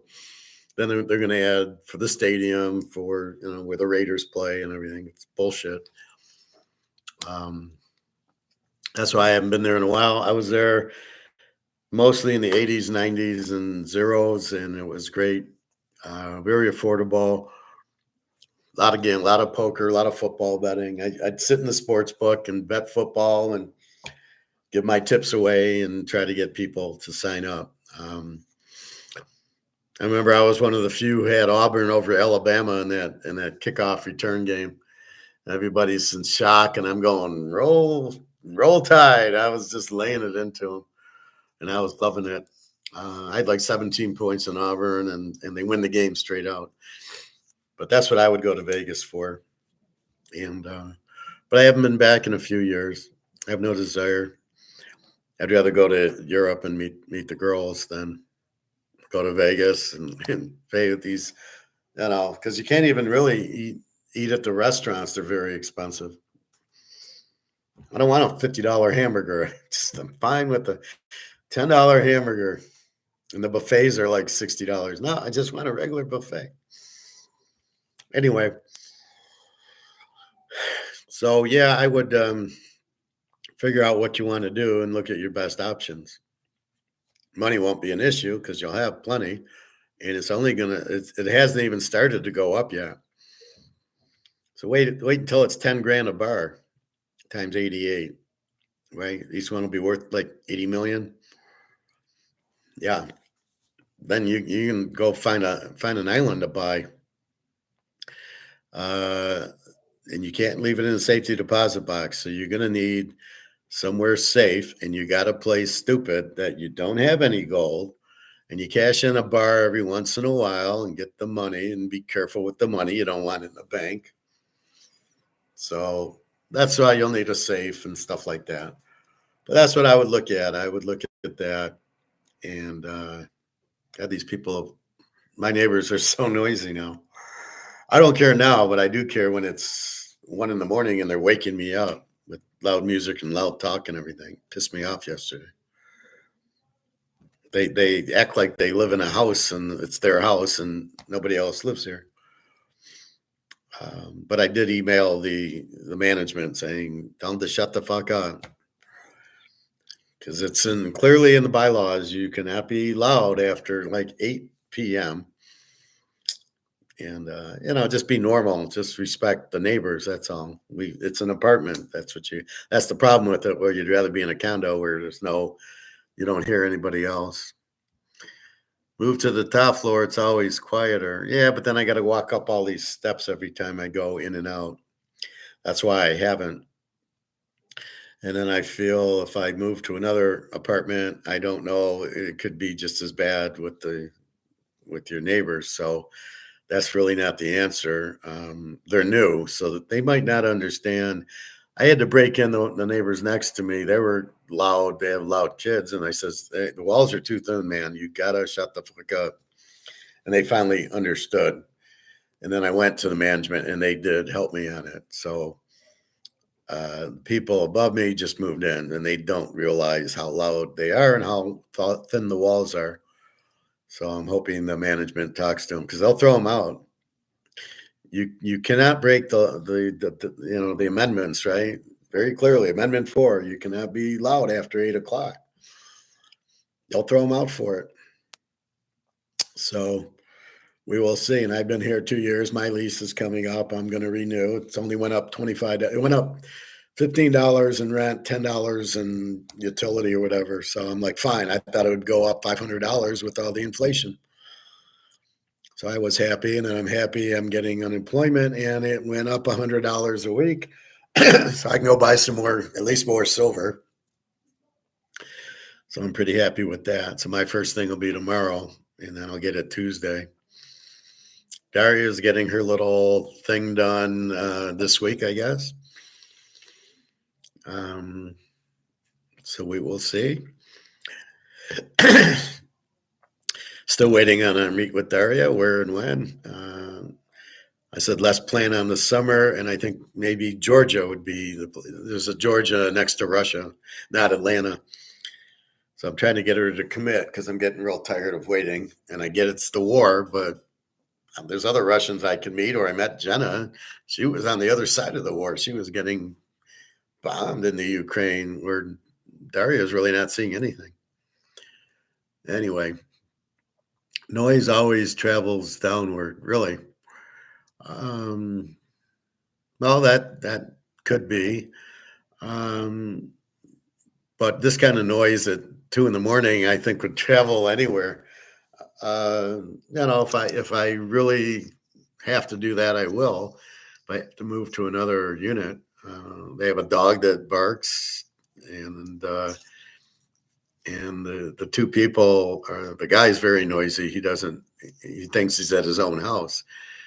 He'll be on the phone talking real loudly. So he doesn't understand the noise carries like it does. So I'll be curious to see once he realizes it, he'll keep it down. But we'll see. My lease, I told him I'd resign, but I might have a caveat. Well, then move me to an upstairs or a different apartment where it's quiet if I can. But this is just a regular apartment. This isn't like an older apartment. But I can see why you'd move into it because it'd be quiet. Anyway, I'll check that out. Profit noise always travels downward. Let's see, 146. I'm not doing anything for Easter. The pool is closed. I don't know if like Myers is open, but I already did my grocery shopping. I don't really need. I got Chinese. I got 2 meals yesterday at China. I got my General Chow and I got some Szechuan chicken or something. And I told her, well, one will be Easter dinner. So I got a lot left, so I'll have that when I get done for dinner. And that'll be back. I do miss the swim because it's very relaxing, and I need that after last night. I mean, I woke up, I'd say 3:00. They woke me up out of a dead sleep until like 4:30. I was so pissed, and so I just turned on YouTube or I turned on Netflix in my bed. I take the laptop, and then finally I think I went back at 5 and I woke up at 9. I woke up to Daria's text. Anyway, so that's what's going on. So when you do anything, you always want to get all the answers. So if it's a football game, why did I win or why did I lose? How did I make the pick? You should always ask yourself, how did I make the pick? What chose me to pick? Okay, Pittsburgh Skanes was pitching. Football, Mahomes. The Philly defense, fine. And Profit's little thing here with gold, he did some checking. He can go across the border. There's no duty on it into the U.S. Is there duty on it into Canada? He needs to check that out. If it's coming in a private plane, are they going to know they're carrying gold, or what do they think they're going to be carrying? And is it insured? And then they got to deliver it to his house. And he's got to check it, and then he's got to somehow ship it to the girl. I'm wondering why he doesn't ship it right to the girl in the first place. How many ounces does he get? He's got to ask all these questions so he doesn't get surprised later. So you always get it down to the science. You always, like I said, if you're betting, if you're playing poker, if you're buying gold. Why am I buying gold? Oh, because they can't print it, and they're printing the dollar to nothing. Oh, that's why I'm buying gold.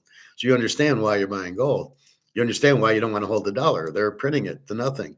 It has no value. Why do I want to hold something with no value? And then it's the belief. Do you really believe it has no value? Did they really inflate it? Did they really print it? And that's where you look at the petrodollar and everything else, and you look at an Egon and you look at Mark McGuire and you try to ascertain from them, because I have the masters in it. I know that's what they do because they don't get enough money in, so they have to keep printing to pay for their expense. So to pay for the interest on the debt, where are they getting the money from? They're printing it. Where are they getting money to pay for the military? They're printing it. Wait a minute, but printing it when you don't have makes it worth less, because that's the theory. Well, if they keep printing to pay for everything and they don't have it, the value of it drops. And that's really the key to it. So you understand, that's why I don't want to be in dollar. And every country's doing that. And when the flood comes in to buy gold, once everybody realizes, people will be looking at gold wondering, why is it so expensive? And as they're doing it, all these countries will start seeing gold at 33.10, 33.15. They're going to go, why is gold going up? Well, the dollar's worthless. Well, I wonder if our dollar's worthless. And then everybody will start seeing it. Then the flood into gold will make the gold go to 20,000. And then so you're prepared for that. And that's what we're doing. But you ask why. You always need to ask why. Why is the stock going up? Why is Bitcoin at 86? There's no reason for it. So that's really what you have to understand. Why is Bitcoin 85,000? And where can it go? And what is it? And then you realize it's not real. It's just space. And you go, well, why do I own that? This I have. This I can hold. I can see the card. It's a pretty card. What am I going to do with Bitcoin? I can't even see it. I can't hold it. It's not a coin. And it's certainly not digital gold. So why would I want to own it? You wouldn't. You would never want to own it. You would never want to own something you can't see. It's like dating a girl that you can't see. Well, yeah, she wants to date you. Well, let me see a picture. Well, we won't have a picture of her. Just send her money, and and that's where you get scammed. Is you think there's a girl and you're paying her, and she's not real. That's why if you ever get these internet things from these girls, send me. Let's talk. Let's get on the phone or Skype or something, and let's talk.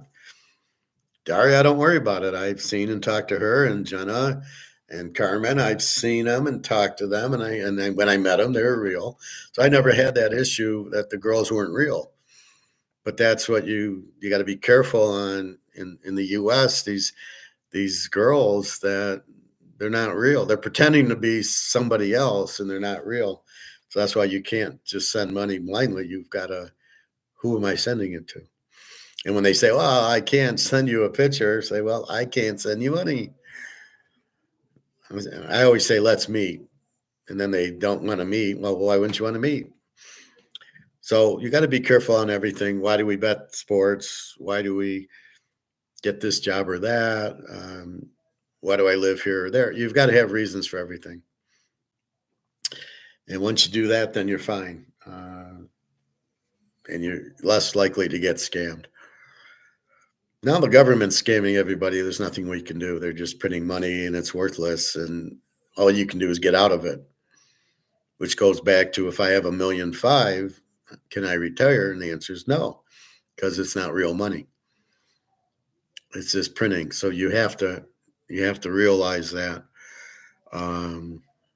and go from there. Anyway, that's about it. Anything else?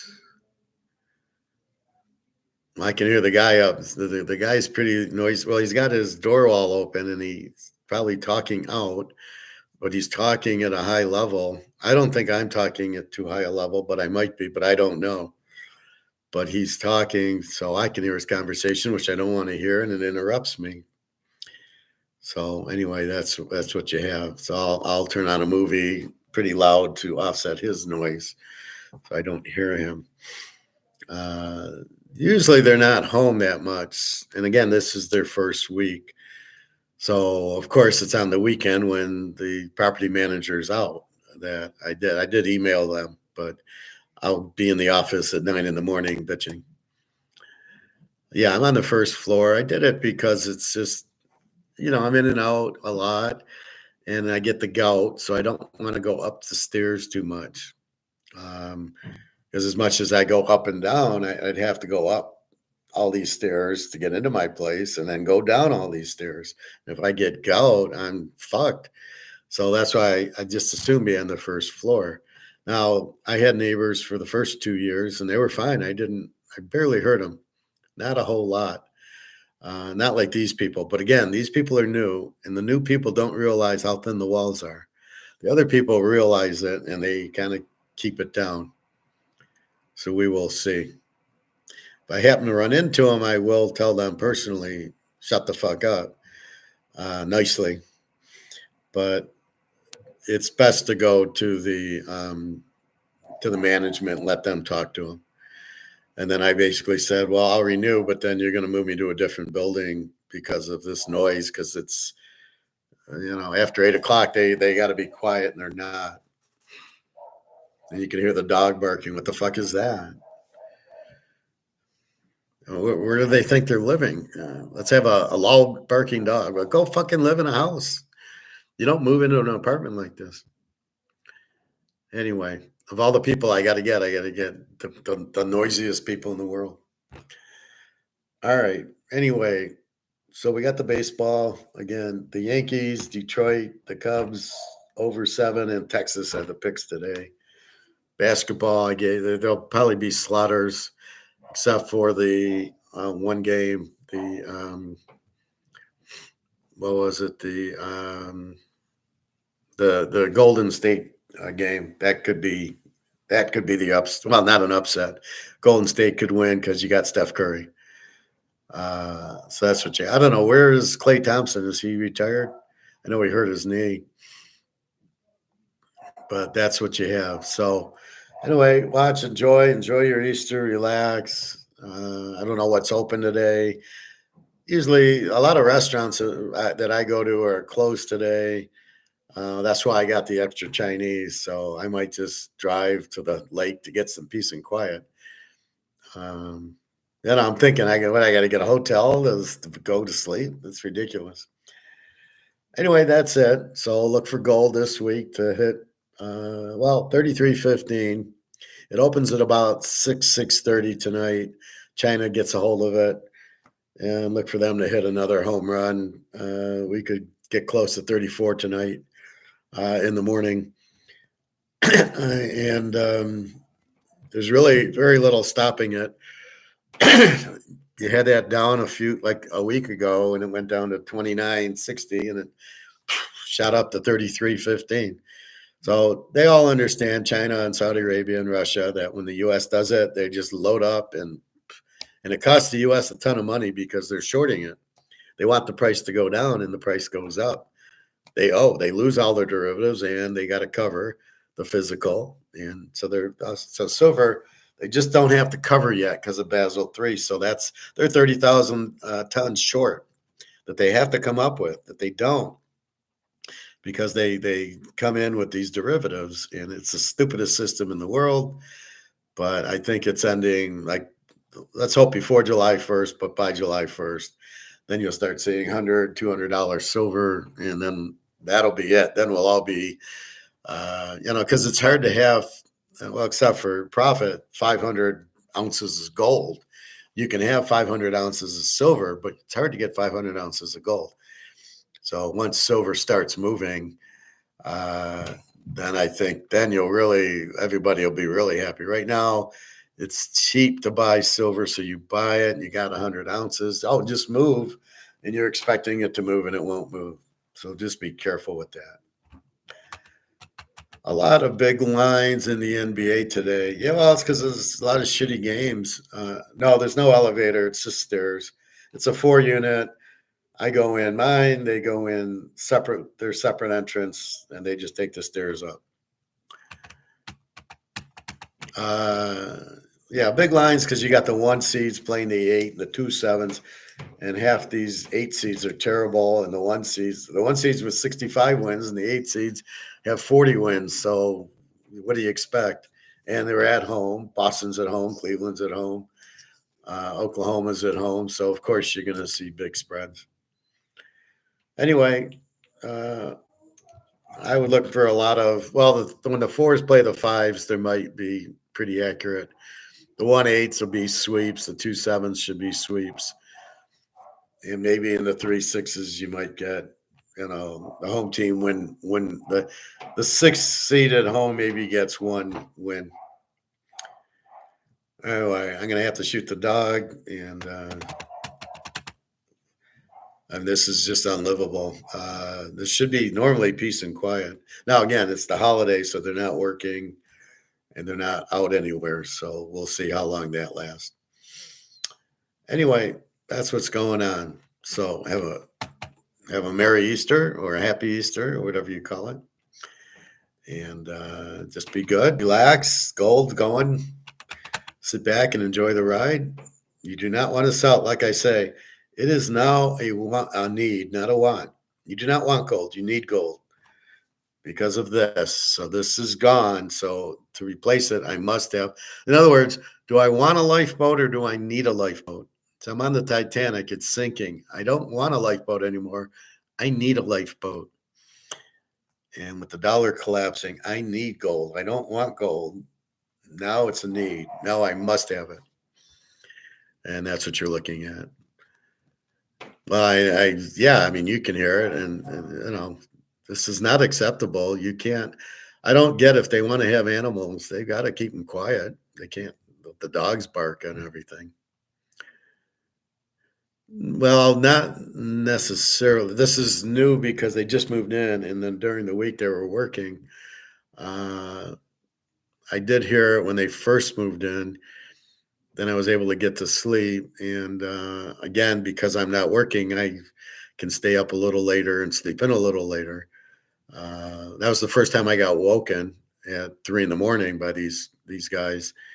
Um, but I sent out 2 emails to them to deal with it or move me to another apartment that doesn't have a dog. But I haven't signed my new lease yet. I might not then if this is, but then again, wherever you go, you might get the dog and you might get the loudness. So you can't, that's a hard thing to run. The only way I can do it is to get a condo. I can rent a condo. I did that before, which at least it's quiet in the condo. You don't have anybody above or below you, maybe somebody behind you, but that's you don't hear that too often. So we'll see.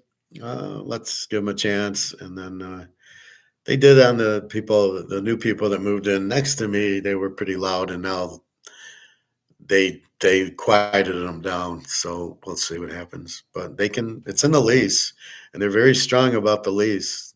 8 o'clock, you got to be quiet. And if they can't do it, they'll move them out. So we will see. Anyway, have a good day. I'm going to turn on a movie very loud, and I'm going to have my Chinese food.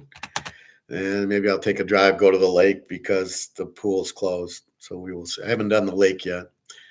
All right. Well, happy Easter. I'll see you tomorrow. Watch gold at about 7 o'clock. Check it out as China takes control of it. So it's funny how it's different controls. China gets it like 6 at night till like 2 in the morning, and then Europe comes in 2 to about 10, and then US from 10 to 5. And it's just funny how they all take their turns, not at the same time. So it's not like the US can drop it and China can get it. China has to wait till they come on to eat it up. So that's why when I do these later classes at 5, 6 in the afternoon, the US is on till like 5:30. So if I come on like at 10 in the morning and at like 12 and 1 and it's moving, it's because China can't defend. So it's almost like a baseball game where you're pitching to nobody and then they come up to hit at 7 o'clock at night. So we understand that. So we'll see, but it should start. Gold's already just barely starting. Silver we're waiting on. Now they keep saying silver is going to move twice as fast. I don't buy it. That's always been derivative silver, and this is not derivative silver. Once we break home, we're still in derivative silver. It's not moving anywhere. Won't go past 35. When we get into physical silver, real silver, then we will see the price. We'll see how fast it moves. But it's really going to be the fact that you can't buy. Gold will be so expensive, you can't buy it. And then it'll turn to silver because that's what's affordable. So anyway, that's what's going on. So profit, I might take one of the bars and get like 200 ounces of silver with it if you don't have silver, because silver is going to make its move from 35 to 1,000, and you'll make a ton on that. So, when you do sell one bar to get the money to have walking around money and everything, think about buying like a couple 100 ounces of silver with it, especially at these prices, because we know it's going to 1,000, if not 2. You're getting it for 32. Praise the Lord. Y'all, thank you. Yeah, I thought about that the other day. I could take an ounce of gold and get 100 ounces of silver, and then when silver moves, now I get for 100 ounces of silver, I get, let's say, 5 ounces of gold. Well, wait a minute, I just got 1 ounce to get this, but to get it back, I get 5 ounces of gold at a much higher price because silver will go. So I thought about that, and I'm thinking, yeah, that I might, but I'm not going to do it with my gold. I'll just do it now with my new money coming in, and I'll just go buy 20 ounces of silver every couple weeks. And, it's so cheap that, and it's going. Silver has more potential to move bigger. I don't know about that. Let's just say once silver goes physical and gold goes physical, what they're looking at is the return because silver's 32. If it goes to 60, it's 100%. And gold's at 3,000, it has to go to 6,000 to move 100%. That's the deceiving part of it. But silver moves $100 a crack and gold moves 50 cents. That's the other part. So if you look at it in dollar terms, gold moves much higher, much faster, much quicker. Will silver move $100 a shot once it breaks away from comex? Maybe, hopefully, but we'll see. So I think that's where we're headed. But it definitely should. But again, you're waiting on it to move. You're waiting. Comex has it grasped, and they don't. It's the bullion banks don't want it to go because they're going to be stuck paying off the physical demand, the delivery of people wanting it. They're 30,000 tons short, so they realize that, but they're not letting it go yet. And gold, they have to deliver the gold, but not in silver yet. So we're waiting for that to happen. We hope July 1st when Basel III comes in, forcing them to deliver. That's when the game starts.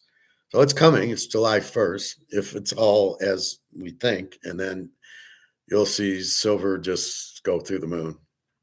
So anyway, that's the point. So everybody thinks silver is going to the moon. It's not until we killed comex, because it won't do that. So keep that in mind and be careful who you watch. Well, on a percentage base, like I said, silver can go from 30 to 60, it's 100%, and gold's got to go from 3,000 to 6,000 for percentage wise. But in the meantime, gold went up $3,000 and silver went up 30. So you got to look at it that way too. So percentage wise, it's so cheap. So it moves percentage wise, but in dollars, gold just moved $100 the other day and silver moved 52 cents. So again, you got to be careful. You got to understand the meaning. I would still strongly buy probably 2/3 gold to my 1/3 silver all day, because gold's just going to go. Because all the BRICS players need gold for the gold-backed currency for the stable coins that'll be backed by gold. So they don't need silver yet, although that's where once the gold's done, they'll all go to silver and there'll be a silver standard also. Once gold gets too expensive, won't there be a big run on silver? Yeah, that's what I said. Because gold will be so expensive, but there'll still be a run on gold. People in Europe are still going to go, fuck, I need gold. They're going to want gold, not silver, once they discover this is worthless. So on one point, yes. On the other point, you will still need, they will still need silver, and they're both very limited, and there's high demand for both. So yes, I see that going, but I would choose gold right now if I can afford it. Now, maybe I get a half ounce and a quarter ounce of gold. Quarter ounce of gold's $9.45, maybe 9 1/4 at my coin store. So maybe I go buy some of those and some 1/10 of an ounce, because I don't have 34.25 for an ounce. That's going to take most. Now, if you're really rich, you don't care about it, you buy the ounces. But for us normal people, you're going to buy half ounces, quarter ounces. It's funny, the half ounce is now $18.25. I remember buying the ounce for $18.25. That's why I ran, and that's why I did what I did 4 or 5 years ago when I first started teaching this. I always taught Teaser King, but once Biden fucked the money and killed and created this huge inflation. I knew gold was the only option. You had to get out of dollars. There was no other place but gold to get into. And that's when I immediately started buying gold because I didn't know how long it would take to get to 3,000. And it's been a little bit of a ride, but all of a sudden, I'd say from 2,500 to 3,300, it's been quick, and you're going to see 4,000 very quickly, and then you'll see 5,000 very quickly. I'd say by the summer we'll be at 5,000. There's really nothing to stop it. Who the hell's going to short it now? Are you kidding me? And nobody's going to sell it because, again, if you sell it, you got to go back into this. And who the hell wants to get back on the Titanic? You don't want to get off the lifeboat to go back in the boat that's sinking. So why would you do that? So anyway, yes, once gold gets back too expensive for most people, they'll go and jump on silver, and silver they'll know they need silver. They'll know they need to get out of the dollar, and then know silver and gold are the only lifeboats. Gold's kind of an expensive lifeboat. I'll go economy class instead of first class, and I'll buy silver, which is every bit as a precious metal as gold, and is money just like gold. And that'll be easier to cross the border with too, silver, just because the value is so much cheaper. But once you do that, it's like if let's say this is worth $100,000, and I cross the border with it. So I take this to Europe, then I come back, to Detroit. You have anything to declare? I'm not declaring this. There's no way I'm declaring this. No. So anyway, that's where we're at with it. So keep that in mind. Buy your silver with some money, but maybe save for an ounce or a half ounce of gold. You're still, in my mind, better off buying the ounce of gold than buying 100 ounces of silver. But I do think silver will run. It's just going to take a little bit longer. And I know everybody's getting, when's it going to run? And I know they're getting frustrated, but COMEX, JP Morgan is keeping it down. So you want to play with them, you're going to get fucked because they're Madoff. It's like playing with Madoff. Oh, if you got to ask me how I do it, don't invest with me. I love that line. Yeah, okay. That tells me you're obviously scamming. So yeah, silver will run. I mean, it's they're trying to hold it down, and it's 32 and change. It's when it breaks 35, then get into it. Get into it now, obviously, but I'm saying you're not going to see the price go until it gets over 35. So keep that in mind, because that's when all the derivatives get destroyed by the bullion banks, Goldman Sachs and HCBC or whatever, Hong Kong Mafia Bank, and all the other mafia banks. It's funny how the mafia are into all the banks, and they control everything, and everybody's so stupid they just don't get it. All right, that's it. Let's have some lunch, and maybe I'll walk the lake because I can't go to the pool. And that's about it. All right. Hopefully you get some peace and quiet. I'll probably take a nap because my sleep got totally fucked. All right. Have a good day, everybody. If you need me, www.teaserking.com. You want to ask some gold or silver questions, please do that. Prophet's got some more research to do on his. Good luck on yours, Prophet. I hope everything goes well. I hope it's real. I hope everything's real, no scam. I would look into what do I call my gold. I don't want to say I'm shipping gold. I don't think I want to do that.